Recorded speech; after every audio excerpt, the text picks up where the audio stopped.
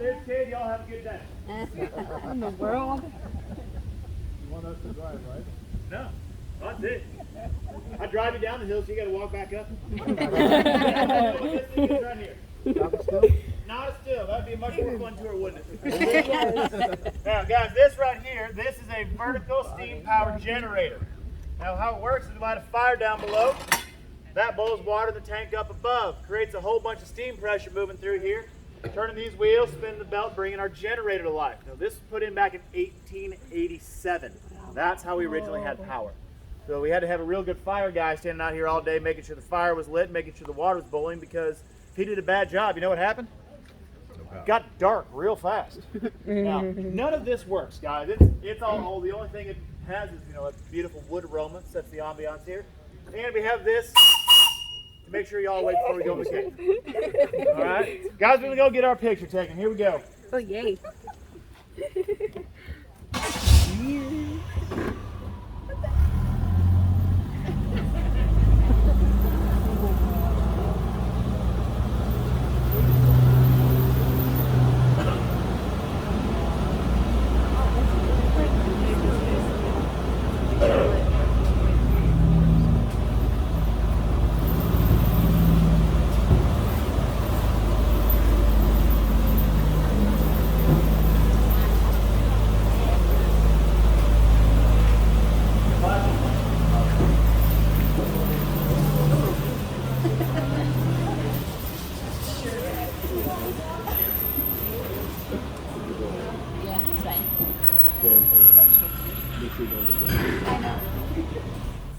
All right, folks, do me a favor.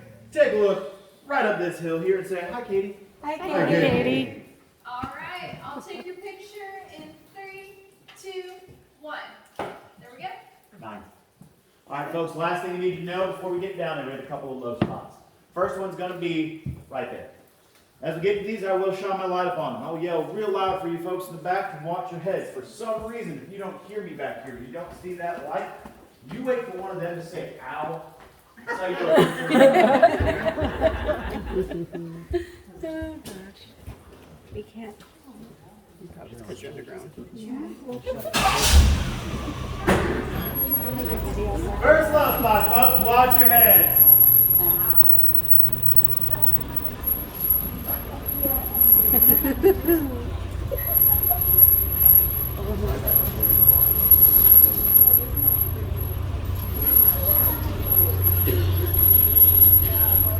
Drive side, we're going to get a little bit lower.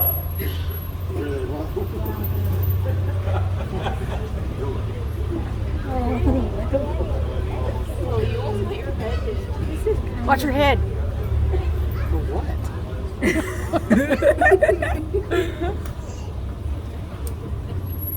Wow.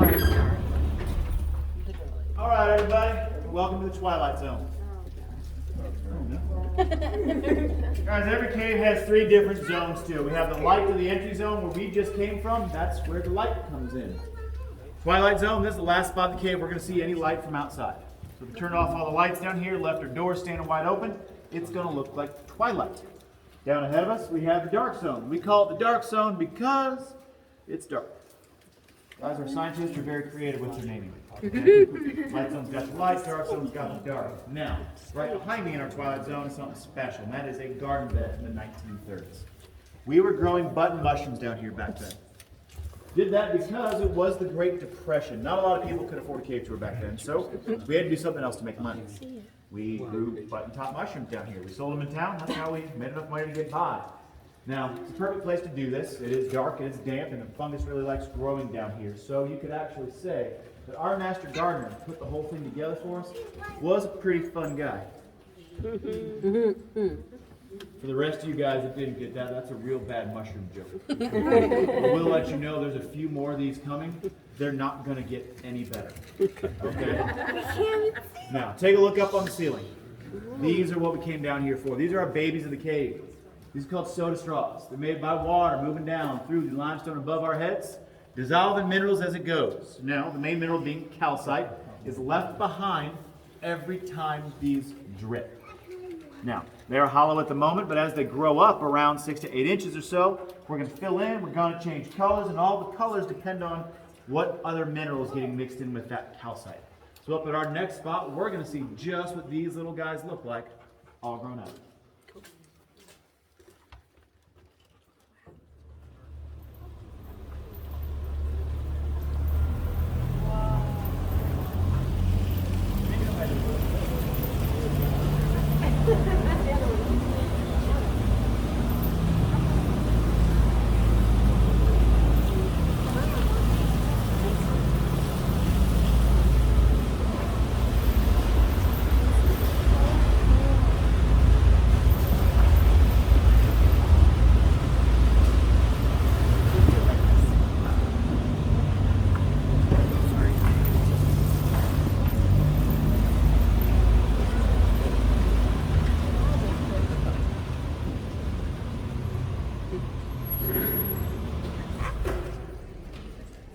Now take a look right up here. These are our soap straws again. They've gotten a little bit older.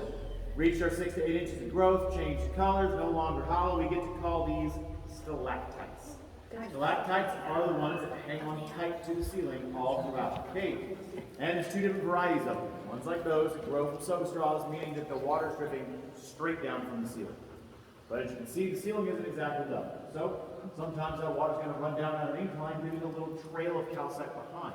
When it does that, we grow our very thin cave curtains, like these. That water runs down that leading edge. Now, this big one right here, it's dripping pretty quick. It's actually dripping fast enough it doesn't leave all those minerals up top. It brings it down to the floor. And that's how we get to grow our stalagmites right here coming out of the ground. Eventually, those two will meet up in the middle. That'll be called a cave column or a cave pillar. It's going to take a while to get there because, like I said before, they grow real slow. And two, they chose the tallest spot in the cave to grow towards each other. Who wants to guess how old our stalagmite is? What do you think, Ben? 30 years? Nobody? Brandon says 1,000 years. 1,000 years? All right, that's a good guess. 1 million? 10 million? Okay. Anybody else? Hey, so about a coat of paint every century. It's going to be the one. We're not going to wait around for that today. Now, because it goes so slow, 100 years ago, 1,000 years ago, or sorry, 1,000 years ago, a couple hundred years ago, 10 million years ago, we have no idea what that drip would have looked like back then. That's why it's just about impossible to know how old they actually are.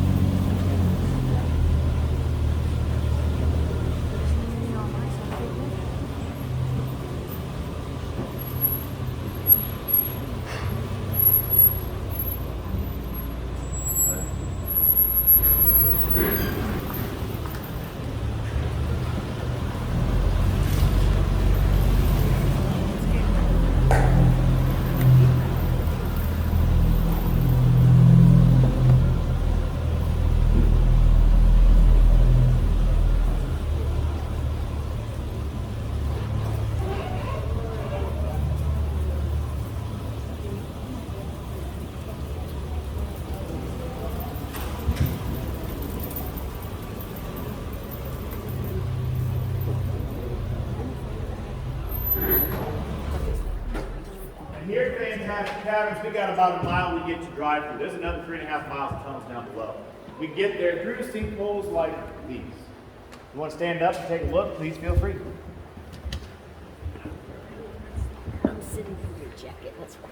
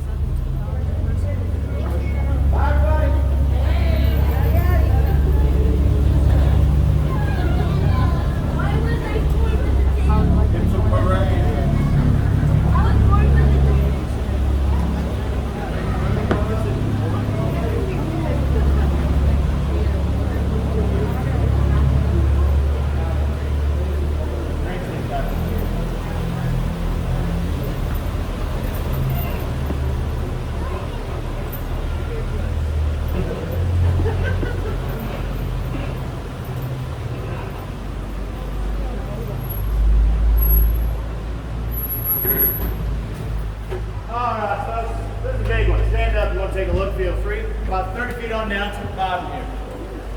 Now, that's a whole lot of water.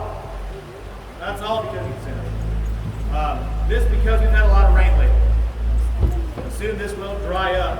You know, it's moving to summer, had a lot less rain, but about a month ago, Springfield here got about 6.5 inches of rain in 48 hours.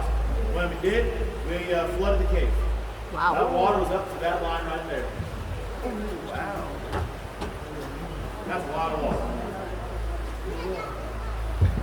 Now, obviously it's gone back down, and when it dries out, we are able to go down to the lower levels, and about a half a mile away from here, we have what's called a permanent pool. Remember when I said the scientists are very creative with their names? Yeah, permanent pool always has water in it. That's where our animals live. We have our cave crayfish down there, our cave salamanders, and our endangered species, the Ozarks blind cavefish. Because of this endangered species, the only people allowed down there currently are our scientists, and they go down there periodically. They do water tests, you know, cleanliness, pollution checks, things like that. They do check on the population of the animals, and I'm completely fine to let them do it. This is half a mile away from here, and the average height down there is about 18 inches tall. So they have to crawl the entire way.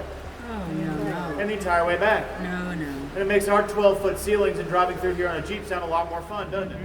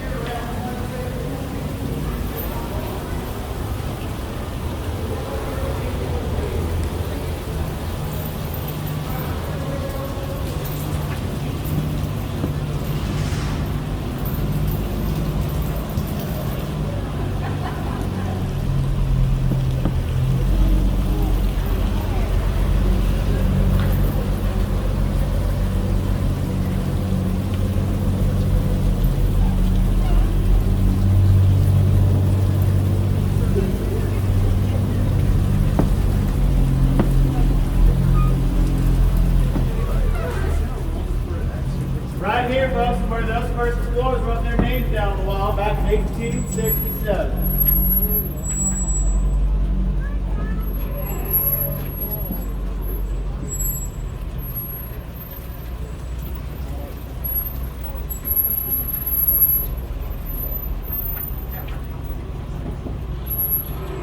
Passenger side, watch your heads.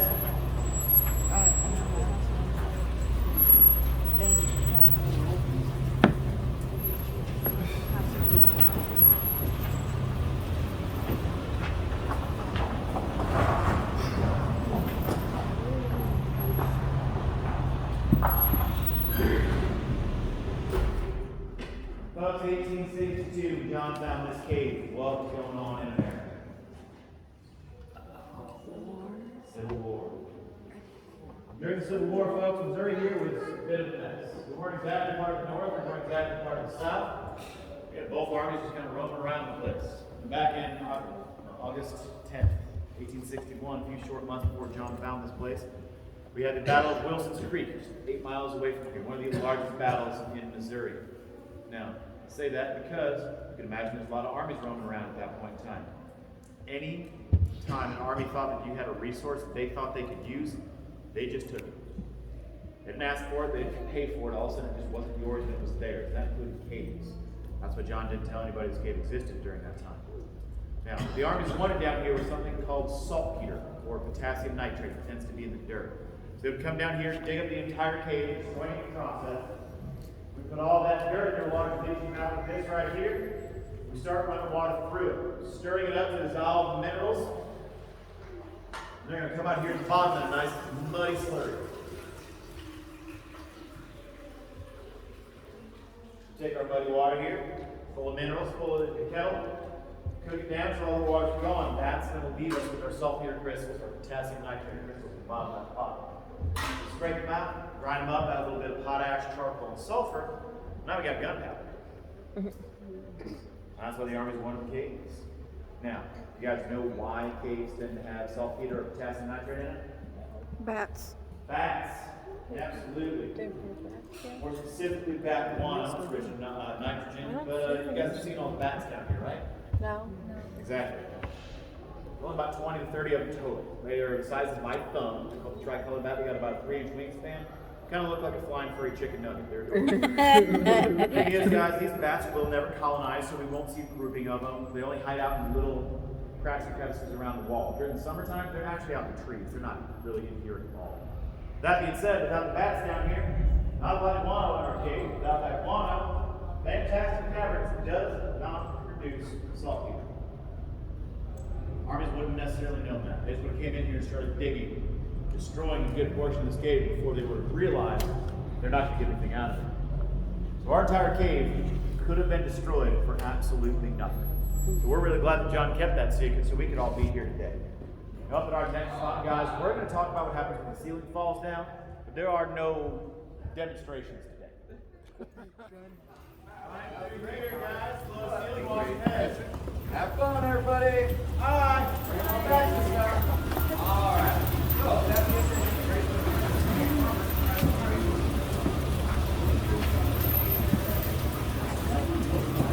Driver's side and get lower.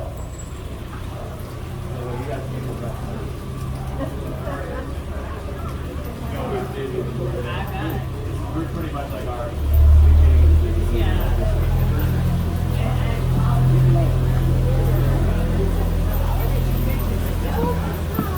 As soon as you got a transform to send in, I'll be out.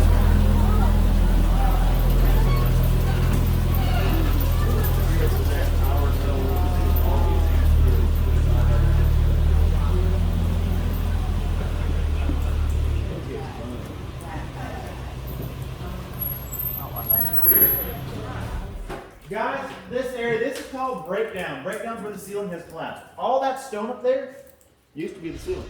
Wow. That happened because of water.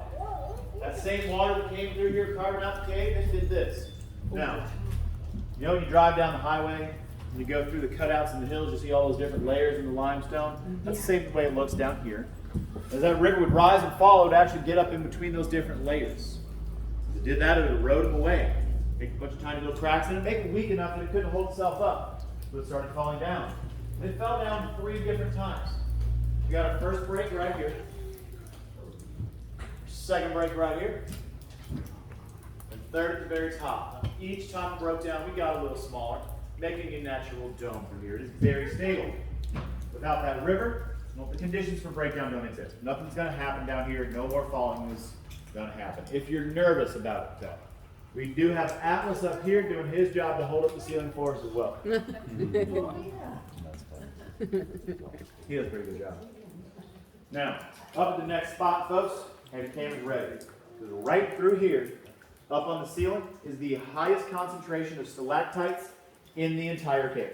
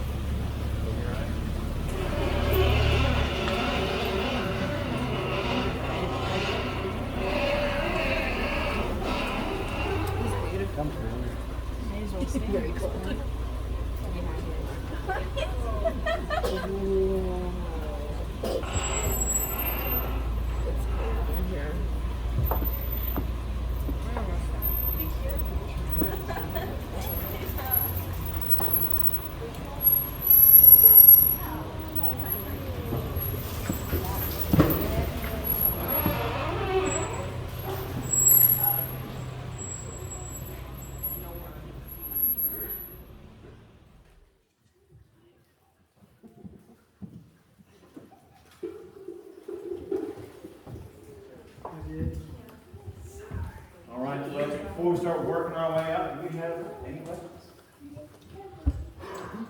Do they ever default like icicles would? No, never. Thank goodness. Thank God, right? Yeah, that'd be a bad day to drive through here, having a 50-pound chunk of rock falling off the ceiling. No, they are very, very solid. I mean, you'd have to put a lot of force to break one of those off. You got any other questions, guys? Nope. You're all easy this morning. Well, I will let you know. Right up here ahead of us, this is our lowest spot in the cave. Oh no. I hate that. Who said that? That you? Most likely. Good news is it's going to be 6 to 8 inches above the corner of my driver's side dash. Guys, if you're on the driver's side and you don't know who's sitting across from you, this is a real good chance to introduce yourself.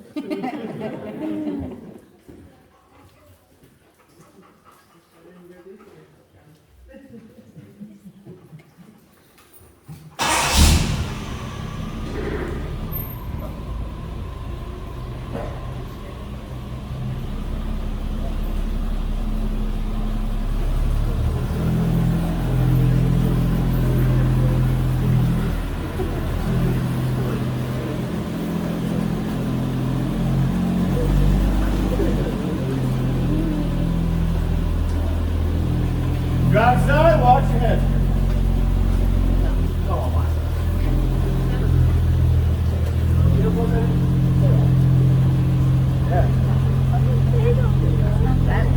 Watch your noggin.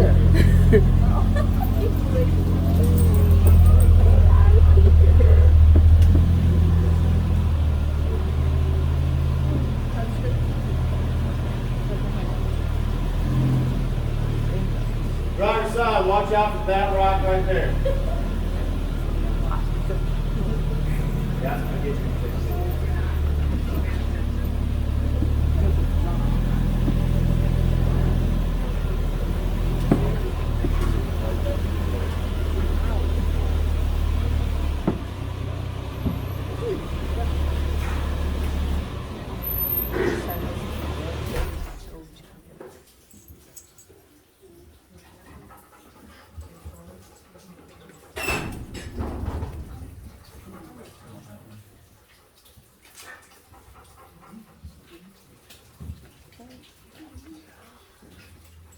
All right, folks, one last time.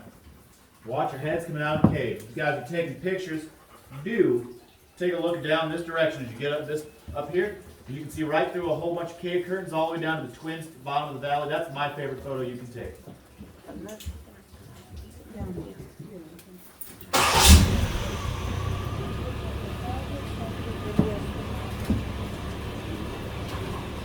Got it?